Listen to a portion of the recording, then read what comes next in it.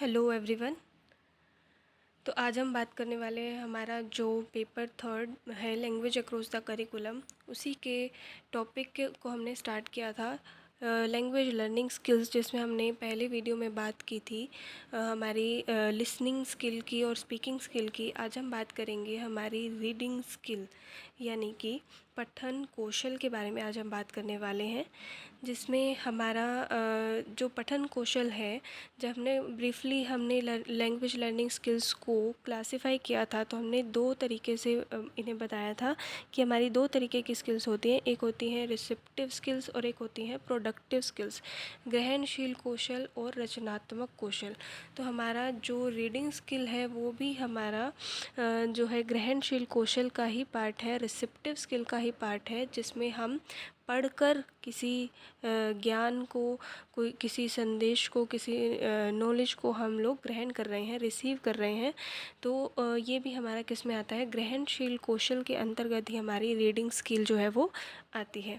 तो चलिए इसके बारे में थोड़ा ब्रीफ में जानते हैं। रीडिंग स्किल यानी कि पठन कौशल, पठन जैसे आप समझ ही पा रहे होंगे, रीडिंग यानी पठन कौशल, पढ़कर किसी चीज़ को समझना, यानी कि भाव और विचारों को लिखित भाषा के माध्यम से पढ़कर समझने को ही पठन कहा जाता है। पठन कौशल जो है यानी कि रीडिंग एक तरीके से हमारी हैबिट भी होती है, और ये काफ़ी अच्छी हैबिट है, क्योंकि अगर हम कहीं पर ट्रैवल कर रहे हैं या फिर हम जो है कि आनंद लेना चाहते हैं या हमारा इंटरेस्ट है पढ़ने में, तो हम पढ़कर अपना जो है वो समय का सदुपयोग भी कर सकते हैं। तो किसी भी स्थान पर अपने पठन कौशल का विकास अकेलेपन को दूर करने के लिए और समय का सदुपयोग करने के लिए भी होता है। इससे हम आनंद प्राप्त करने में सक्षम भी रहते हैं, और साथ ही साथ हम जो लेखक है उसके भाव और विचारों को पढ़कर उसे समझकर अपने जीवन में भी धारण कर सकते हैं।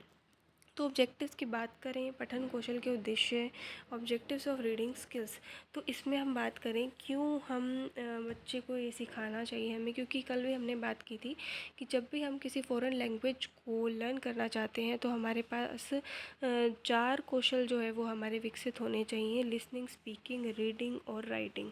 तो अगर हम बात करें रीडिंग स्किल के ऑब्जेक्टिव्स की, तो इसके माध्यम से हम शब्द, ध्वनियाँ और उनका मतलब अच्छे तरीके से किस तरीके से हम उपयोग कर सकते हैं, शुद्ध तरीके से हम कैसे उच्चारण कर सकते हैं, इसका विकास हम बच्चे के अंदर पठन कौशल के माध्यम से कर सकते हैं। बेसिकली पठन कौशल के अंदर जो है शब्दों पर ज़्यादा बल दिया जाता है कि उसे किस तरीके से लिखना है, किस तरीके से पढ़ना है, किस तरीके से उसका उच्चारण करना है, वो शुद्ध तरीके से हो, उस पर ज़्यादा जोर दिया जाता है। फिर पढ़कर पठित वस्तु का भाव समझना कि उस जो लेखक है वो उसने किस संदर्भ में ये बात की है, उसे समझा जाए, उसके विचारों को कि वो क्या कहना चाहता है, और फिर उस समझकर दूसरों को भी समझाया जाए अपने शब्दों में।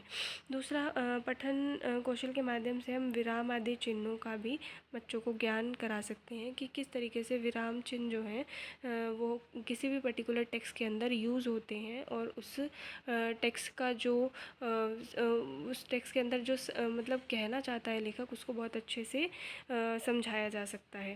दूसरा, बच्चे के शब्द भंडार में भी वृद्धि होती है, बच्चे की वोकेबुलरी डेवलप होती है, ज़्यादा से ज़्यादा वर्ड्स जो है वो बच्चा सीख जाता है यूज़ करना।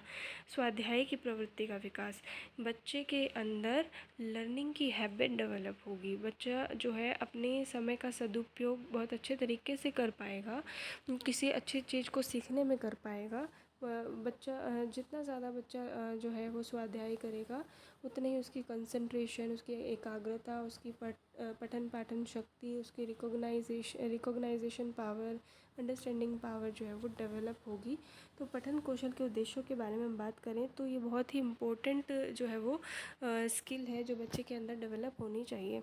अगर हम बात करें कि कितने तरीके की रीडिंग स्किल्स जो है वो होती हैं, तो इसके अंदर हम बेसिकली चार टाइप्स की बात करते हैं, जिसमें पहला है रेसिटेशन, सस्वर पाठन। जैसा कि आप देखते भी होंगे कि प्राइमरी लेवल तक बच्चों को जब पढ़ाया जाता है तो उन्हें वो चीज़ बार बार रिपीट कराई जाती है, क्लासरूम के अंदर वो चीज़ बोली जाती है और बाद में बच्चे उसे रिपीट करते हैं मिलकर, सस्वर पाठन।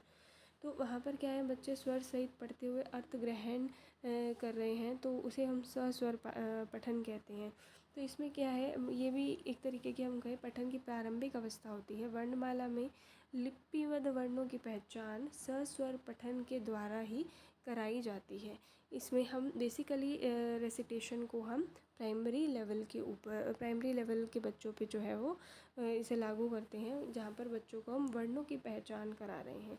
तो इसको हम क्या कर रहे हैं कि सस्वर पठन से बच्चों के अंदर जो है वो कॉन्फिडेंस डेवलप होगा, वो उस चीज़ को जल्दी से सीख जाएंगे, उसे बार बार रिपीट करेंगे और उसे बहुत जल्दी से सीख जाएंगे, और उनकी जो अशुद्धियाँ वो बार बार कर रहे हैं उनको सस्वर पठन के माध्यम से दूर किया जा सकता है। दूसरा है हमारा मौन पठन यानी कि साइलेंट रीडिंग। जैसा कि आप समझ ही रहे होंगे कि हम किसी चीज़ को बहुत गहराई से अगर हम पढ़ रहे हैं, बहुत ध्यानपूर्वक हम किसी चीज़ को पढ़ रहे हैं, तो हम उसे साइलेंट रीडिंग के द्वारा बहुत अच्छे तरीके से समझ सकते हैं। हम चिंतन मनन बहुत अच्छे से कर पाएंगे। हमारी तर्क शक्ति का विकास जो है वो साइलेंट रीडिंग के द्वारा हो पाएगा, क्योंकि उस समय जब हम बिल्कुल चुप होकर मौन रूप से हम जब पढ़ रहे हैं, तो हमारा पूरा के पूरा ध्यान उस पाठ्य वस्तु पर होगा, और उसके अंदर जो भाव विचार छुपे हुए हैं उनको बहुत अच्छे तरीके से हम समझ पाएंगे और उसका विश्लेषण कर पाएंगे, उसका मूल्यांकन कर पाएंगे,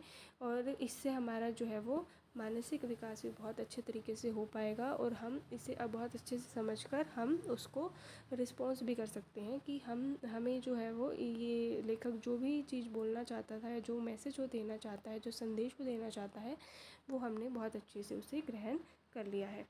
थर्ड जो है हमारी क्रिटिकल रीडिंग, गहन पठन। जैसा कि आप नाम से ही समझ गए होंगे, क्रिटिकल यानी कि किसी चीज़ को एनालाइज करना, क्रिटिकली इवेल्युएट करना, कि उसके अंदर मतलब ये भी क्या है, एक लेवल ऊपर है मौन वाचन से।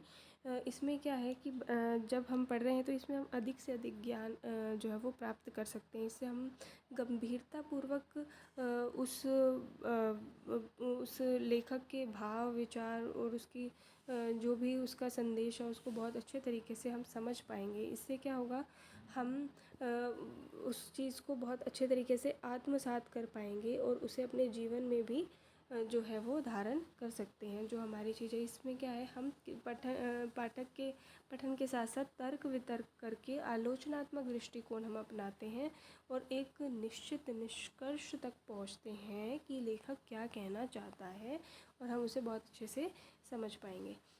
फोर्थ है हमारा कॉम्प्रिहेंसिव रीडिंग, जिसमें व्यापक पठन। कॉम्प्रिहेंसिव यानी कि व्यापक, यानी कि विस्तृत, संपूर्ण तरीके से हम बात करें कि इसमें हम भाषा संबंधी विकास के साथ साथ हम बच्चों की शब्दावली में भी वृद्धि कर रहे हैं, बच्चों का जो है वो ज्ञान भी बढ़ा रहे हैं। बच्चे ज़्यादा से ज़्यादा ज्ञान भी जो है वो ग्रहण कर रहे हैं, और साथ के साथ बच्चे उस चीज़ को ग्रहण करने के बाद उसे अपने जीवन में भी आत्मसात कर पा रहे हैं। तो यानी कि सब चीज़ें हो रही हैं इसके अंदर, इसीलिए इस रीडिंग को नाम दिया गया है कॉम्प्रिहेंसिव रीडिंग, यानी कि व्यापक पठन। तो 4 तरीके की रीडिंग के बारे में हमने बात की। फर्स्ट हमने किया रेसिटेशन, सस्वर पठन, फिर मौन पठन, उसके बाद हमने बात की गहन पठन और व्यापक पठन। अब हम बात करें क्रिटिकल रीडिंग की, तो हमने अभी बात की थी हमारा जो थर्ड टाइप था क्रिटिकल रीडिंग, उसको हम करते कैसे हैं। गहन पठन यानी कि हमें क्या करना है, किसी चीज़ को गंभीरतापूर्वक अगर हम पढ़ना है तो हमारा सबसे पहला स्टेप होगा रिकॉग्निशन, प्रत्याभिज्ञान, यानी कि किसी भी चीज़ को देखकर समझना, और समझकर किसी पास्ट में कोई चीज़ हमने इससे रिलेटेड अगर हमने पढ़ी हो तो उसको उस चीज़ से इंटर रिलेट करना, यानी कि स्मृति की सहायता से होने वाला ज्ञान या पहचान, उसको हम कहते हैं प्रत्याभिज्ञान। यानी कि हम लेखक के विचारों को पढ़कर समझ रहे हैं और उसका पूर्वगत सामग्री के साथ संबंध स्थापित कर रहे हैं। तो रिकॉग्निशन यानी कि पहचान करना, प्रत्याभिज्ञान करना। उसके बाद रिकॉग्नाइज़ करने के बाद हम उस अर्थ को ग्रहण करते हैं, यानी कि क्या कहना चाहता है उसको समझते हैं, उसको अंडरस्टैंड करना। ठीक है, तो ये हमारा सेकंड स्टेप है। इसके अंदर जैसे जैसे हम शब्दों को पढ़ते हैं वैसे वैसे उसके अर्थों को भी ग्रहण करते जाते हैं, और जब हम शब्दों को समझेंगे, उसके अर्थों को समझेंगे, फिर हम उसके वाक्यों के अर्थ को भी समझेंगे, उसके विचारों को समझना तो इस तरीके से हम उस पठन सामग्री के केंद्रीय भाव को समझ सकते हैं और उसका विश्लेषण कर सकते हैं। थर्ड स्टेप होगा हमारा इवैल्यूएशन, मूल्यांकन करना, कि लेखक ने जो भी विचार इसमें हमारे तक पहुंचाने के, पाठक तक पहुंचाने का प्रयास किया है, हम उन विचारों का मूल्यांकन करेंगे कि क्या वो विचार उसके उनके अनुसार या समाज की परिस्थितियों के अनुरूप क्या वो विचार सही है। ये सब चीज़ों का मूल्यांकन हम करते हैं हमारे थर्ड स्टेप के अंदर। उसके बाद हम बात करेंगे एप्लीकेशन। जो भी विचार बिल्कुल उचित हैं, समाज की परिस्थितियों के अनुकूल हैं, हम उसके अंदर लेखक ने जिन भाव और विचारों को हम सहमति दे रहे हैं, उनको हम अपने जीवन में क्या करें, अप्लाई करें, उनका अनुप्रयोग करें, उनको आत्मसात करें और हमारे जीवन के मूल्यों में उनको सम्मिलित करें। तो ये 4 स्टेप थे हमारे। सबसे पहला है रिकॉग्निशन, उसके बाद हम बात करेंगे अंडरस्टैंड की, फिर हमने इवैल्यूएशन किया और उसके बाद हम क्या कर रहे हैं, उस ज्ञान को अप्लाई कर रहे हैं, एप्लीकेशन यानी कि अनुप्रयोग करना। अब हम बात करें किस तरीके के टेक्स्ट जो हैं हम पढ़ते हैं, रीड करते हैं। तो मोटा मोटा इसमें हमने कुछ एक टेक्स्ट के जो टाइप हैं उनके बारे में हमने बात की है। जैसे कि नरेटिव टेक्स्ट जो होता है हमारा, उसके अंदर क्या है, हम स्टोरी की बात कर रहे हैं। तो हमारा जो भी टेक्स्ट पूरा लिखा गया होगा वो पास्ट टेंस के अंदर लिखा गया होगा कि किस तरीके से क्या हुआ। एक कहानी जो है लिखी जाती है तो वो पास्ट टेंस में ही लिखी जाती है। उसमें हम टाइम, एक्सप्रेशंस और डेट्स को भी डाल सकते हैं और वो सारी जो इवेंट्स हैं वो क्रोनोलॉजिकल ऑर्डर के अंदर होनी चाहिए। तो ये नरेटिव टेक्स्ट होता है। इस तरीके से हम उसी की पहचान कर पाएंगे। एक्सपोजिटरी टेक्स्ट क्या होता है कि हम उसमें किसी पर्टिकुलर चीज़ के बारे में हम वहाँ पर एक्सप्लेन कर रहे हैं, उससे रिलेटेड फैक्ट्स को प्रेजेंट करना और उससे रिलेटेड इन्फॉर्मेशन को देना।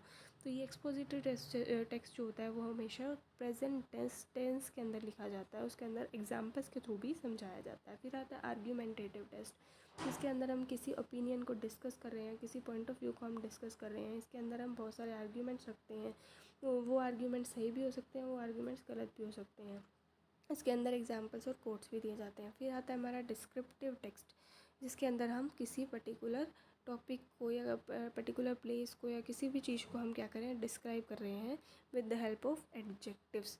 ठीक है, इसके अंदर हम हमारी 5 सेंसेस का यूज़ करके भी इनसे सिखा सकते हैं। और भी बहुत सारे टाइप के टेक्स्ट हैं, जैसे कि रिकाउंट होता है हमारा। रिकाउंट कहता है, रिकाउंट में हम क्या करते हैं, रिकाउंट टेल्स व्हाट हैपेंड, कि पहले क्या चीज़ हो चुकी है पास्ट के अंदर। रिस्पॉन्स यानी कि हम किसी चीज़ को समझकर उसको एनालाइज करके हम क्या कर रहे हैं, रिस्पॉन्स कर रहे हैं, प्रतिक्रिया देना। ठीक है, प्रतिक्रिया देना यानी कि हमारा रिव्यू, हमारा पर्सनल रिस्पॉन्स क्या, हम पर्सनली उस चीज़ के बारे में क्या सोचते हैं। नरेटिव हमने पढ़ा कि हम नरेटिव के अंदर क्या होता है, हम स्टोरी जो है वो पढ़ते हैं। स्टोरी रिलेटेड टेक्स्ट होता है। उसके अंदर इन्फॉर्मेशन रिपोर्ट यानी कि हम किसी चीज़ के बारे में इन्फॉर्म करना चाह रहे हैं, तो इसमें हम क्या करते हैं, describes an entire class of things whether natural और मेड। पोइट्री के अंदर हम क्या कर रहे हैं, ये एक तरीके का मतलब पोइट्री जो है एक तरीके का हमारा इस तरीके का टेक्स्ट होता है जिसके अंदर पर्पज़ होता है, कोई ना कोई उद्देश्य होता है। एक्सप्लेनेशन यानी कि हम किसी चीज़ को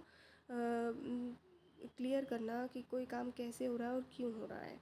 डिस्क्रिप्शन यानी किसी चीज़ के बारे में डिटेल में उसको डिस्कस करना, उसकी कैरेक्टरिस्टिक्स, उसके फीचर के बारे में डिस्क्राइब करना। उसको एक्सपोजिशन में हमने पढ़ा, किसी पर्टिकुलर पॉइंट ऑफ व्यू को हम डिस्क्राइब करते हैं एक्सपोजिशन के अंदर। डिस्कशन यानी किसी भी चीज़ के ऊपर या किसी भी इन्फॉर्मेशन या कोई भी ओपिनियन जो हम दे रहे हैं किसी भी इशू के ऊपर, उसको डिस्कस करना, वो भी एक तरीके का हमारा टेक्स्ट है। प्रोसीजर में हम क्या होता है, हम बताते हैं कि कोई भी चीज़ किस तरीके से की जा सकती है। तो ये कुछ टाइप के टेक्स्ट थे जो हमने डिस्क्राइब किए।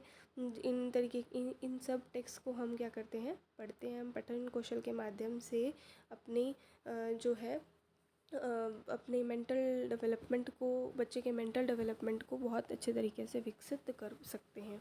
तो चलिए नेक्स्ट टॉपिक जो हमारा रहेगा उसके अंदर हम बात करेंगे हमारी राइटिंग स्किल की। Thank you so much.